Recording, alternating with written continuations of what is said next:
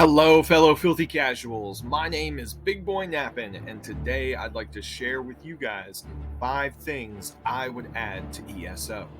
If you have some ideas for things that could be added to ESO, then please let me know down in the comments section. I really do love hearing from all you guys. So with all that out of the way, let's dive into it. ESO has done such a great job with their mounts over the years. The majority of them have been super cool in my opinion, but I think that there's one thing the community has been asking for a while now when it comes to mounts. We need flying mounts. They don't need to be able to fly super high, or actually they don't really need to be able to fly at all. I think it'd be fine if they hovered. I realized that with the kind of game ESO is, being able to fly around up in the sky wouldn't really work, so it's fine if the mount is just hovering a few feet off the ground. But I think that when you open the door to having hovering mounts, that gives room for a lot more creativity. And if you guys who have been playing the game for a while, if you guys notice, a lot of these mounts now are just kind of like reskins of the same basic mounts, right? Like you have the bear, you have the camel, you have the cat, you have the wolf, and then you've got the horse, right? And then every time new crown crates come out, we get like a reskinned version of those animals, but it's still those animals, right? Occasionally we'll get a different kind of mount, like maybe a dwarven spider, or like whatever that weird Daedric beast is. I'll put it up on screen. I don't remember what the name of it was. But if you open the door to hovering mounts, I just think that there's a lot of opportunity there for creative mounts that could really mix things up and could make some of the players who've been playing for a while feel like really refreshed to see a totally new type of creature being a mount. Alright, I know I may be losing some of you guys with this one, but come on, man. Just hear me out for a second. You might hate this idea, but stick with me. Let me give you my pitch before you decide that you don't like it. What if you could go somewhere in your faction's capital city and pick up bounty quests to hunt down players who have accumulated a bounty?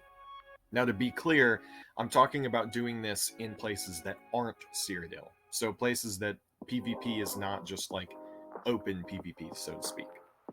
Once accepted the quest, it would place a marker on the actual player who has acquired the bounty on your map, like those moving dragon icons when you go to elsewhere, or like the wandering bosses icon.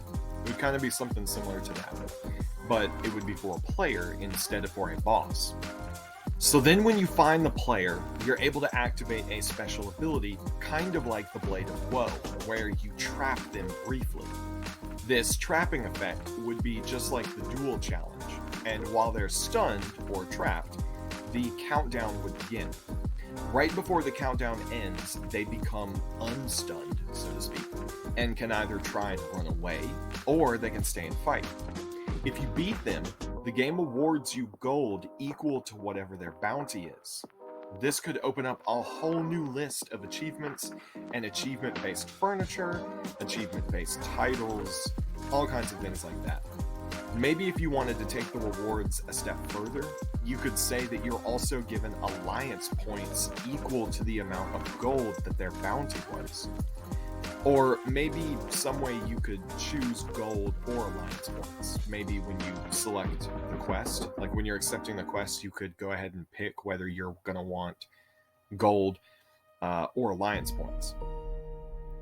Either way, I think a system like this could be a lot of fun for people. And for people who don't get bounties or clear the bounties quickly, it wouldn't really make a difference to them as far as gameplay goes. I think that there would be some immediate issues with a system like this, however, if we're just being honest, such as the fact that players with a bounty would be very difficult to actually track down, seeing as how they can fast travel really at any time, even if they're in interiors. So as long as they aren't trapped or fighting anyway. But I'm not a dev, so I don't have to have the answers. I'm just the idea guy. I'm not really sure what to call this idea, so maybe I picked a misleading title for this section of the video, but hear me out for a second. For many casual players, fake rolling can negatively impact their experience of going through a dungeon. Now, for anyone who doesn't know, roll fakers, or fake rolling, also referred to as roll scumbags, or my personal favorite, roll scummies, are people who misuse the dungeon finder system in order to get into a dungeon faster. Unfortunately, if you play as DPS, it can be really hard to find a dungeon.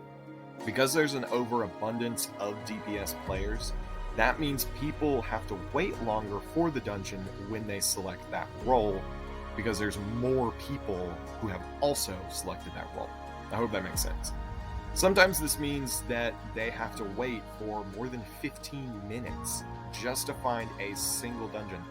And that's just to actually get the queue itself. And sometimes when they actually queue up for it and they do the ready check, somebody else in the group will decline it, and then you've got to wait all over again.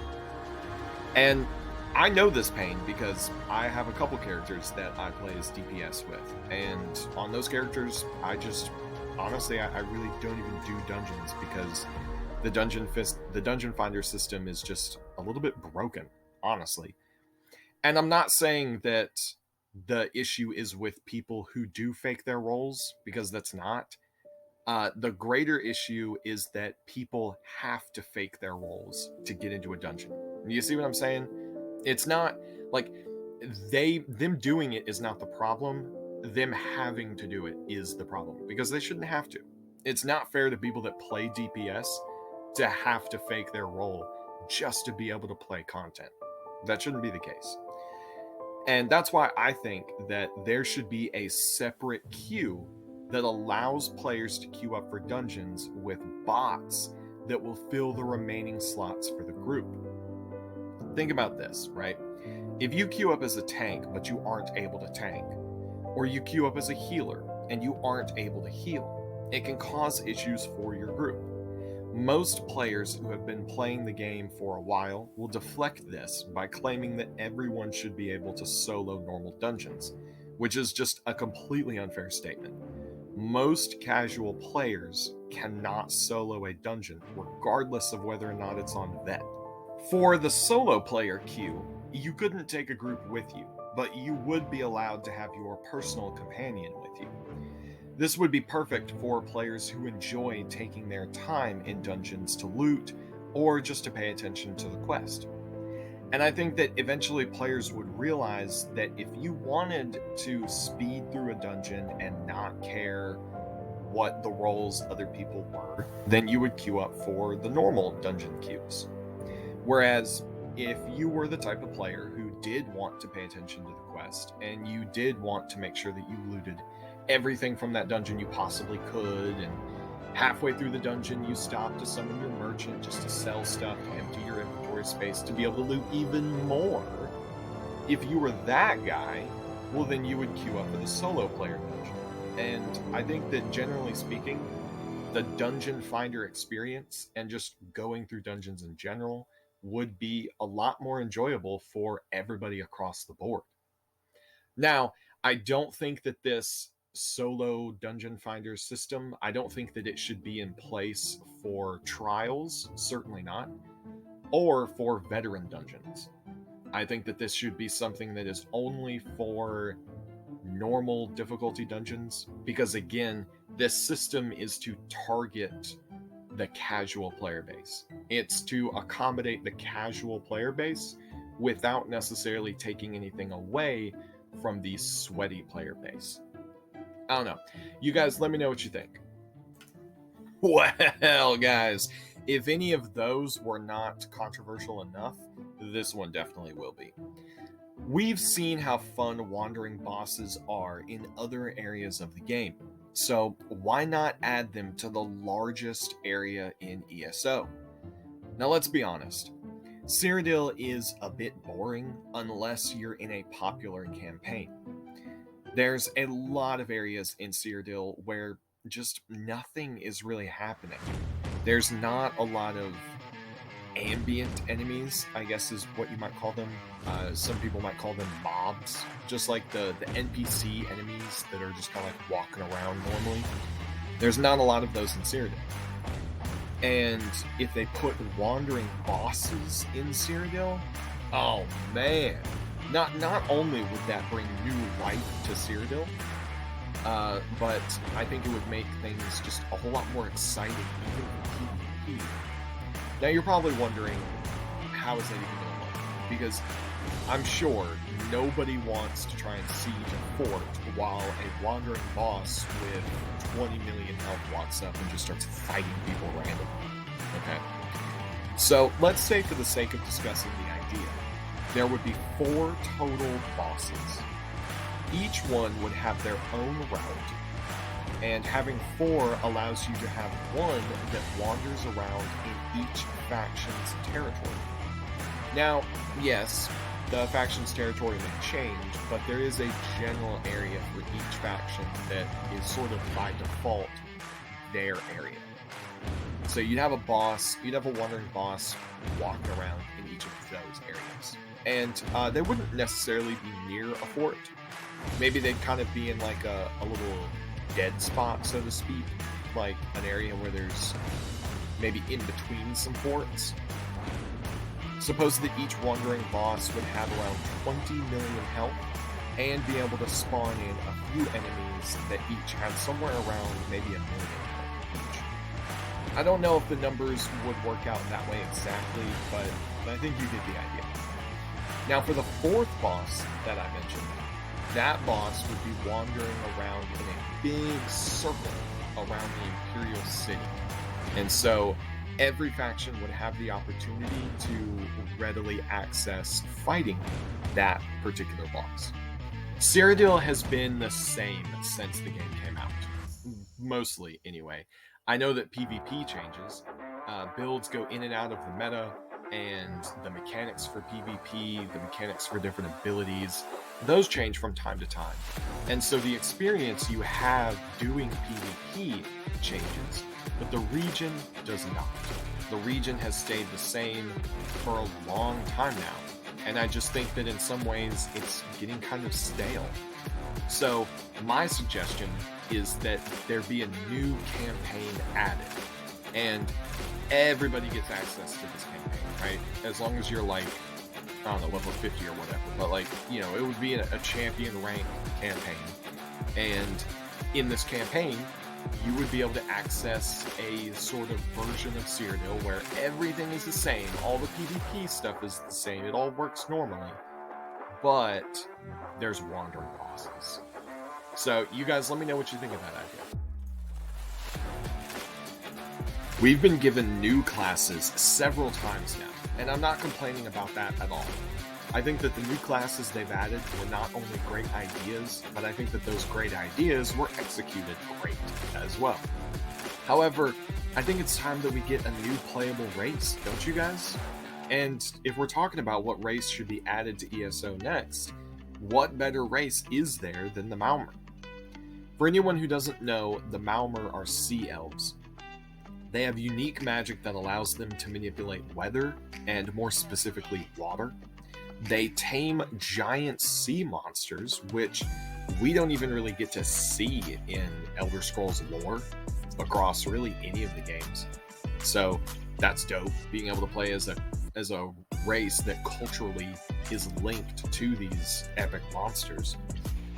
They live on these tiny islands far out at sea, and most of them end up becoming pirates. Now, I don't know about you, but that just sounds epic all the way around.